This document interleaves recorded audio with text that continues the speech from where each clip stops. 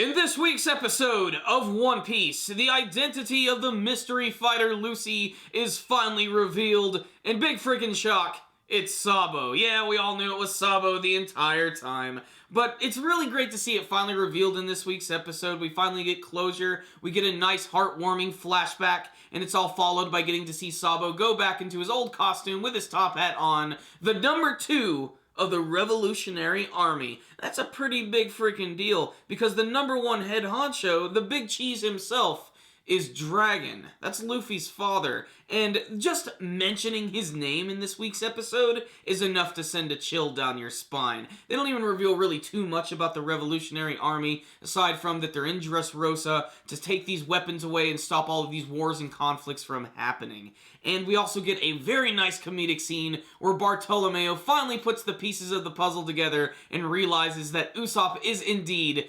Sogeking. It's definitely one of the best funny moments I've seen from Dressrosa, and it makes me love Bartolomeo all the bit more. There is a little bit of more humor this week. Just getting to see Kinemon still dressed up as Doflamingo is funny. Him and Wicca are still going on their journey to find his friend. But the highlight of this week's episode, for me personally, was just getting to see Kuras kick ass. This guy is so awesome. He was taking down Buffalo and Baby 5 with no problem whatsoever. Especially that one scene where he snapped Buffalo's neck and threw him flying out the window. Even Baby 5 couldn't do anything when she was transforming her hands into guns, into big scythes. He was deflecting every single move and just sent both of them flying. King Rikku is saved, Luffy decides to save Trafalgar Law, and then suddenly we hear the ominous laughter of Doflamingo. Somehow this string-loving bastard was able to survive being decapitated, and he's not really too upset over the fact that his entire country is pretty much going up in flames. He's getting ready to go on the offensive. In fact,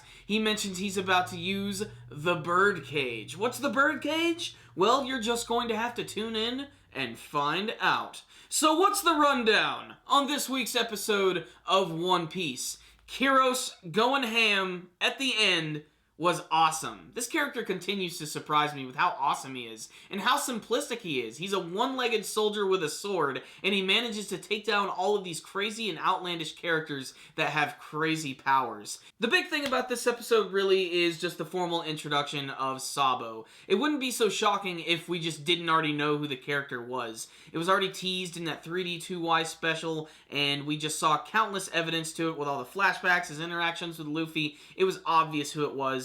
But it's good that that mystery is finally done, because we can put that to rest and we can finally see more of Sabo being badass with the Mera Mera no Mi. Even though he's still not quite used to using it yet, we already know that he has the power to destroy entire coliseums. There was a little bit of Usopp humor this week. Again, they did a recall to him being God Usopp, which I wish they could have trimmed that down a little bit. However, it is still really funny, just him in extreme pain, and they actually have to translate his own subtitles at the bottom. I think that's really funny. The Bartolomeo scene was absolutely fantastic. Just every single time he meets a new member of the Straw Hat Pirates, it's always funny, just the way he fanboys over them. And just realizing that Usopp is Sogeking is great. And it also shows that Bartolomeo is not completely stupid, because there are, of course, still a few members of the Straw Hat Pirates who didn't even realize that Usopp was Sogeking, so that speaks a lot for his actual intelligence. But it's all about that end scene with Doflamingo laughing and getting ready to come back and get revenge against everybody with his big evil birdcage, which is definitely going to start leading into when Dressrosa is just going to start getting crazy. This is when things are going to start getting really exciting. There's going to be a lot of fighting and just a lot of craziness. I don't want to spoil anything. I'm just really excited for it. I thought this was a pretty good setup episode. There were some slow moments, but I was really happy to see that we're finally getting the Sabo introduction. All the stuff with Usopp was really funny. There was even a really great scene with Frankie that I thought was really great, and just Kuros rocking everybody's world. Doflamingo coming back. Pretty good animation, pretty good artwork. The voice acting, as always, is awesome. The music is as classic as it's always been. This was a pretty good episode of One Piece. So I'm going to give this week's episode a 4 out of 5. Pretty good episode, not perfect, but one that you should definitely check out if you've been following the One Piece anime series or reading the One Piece manga series. Check it out, guys. Good stuff.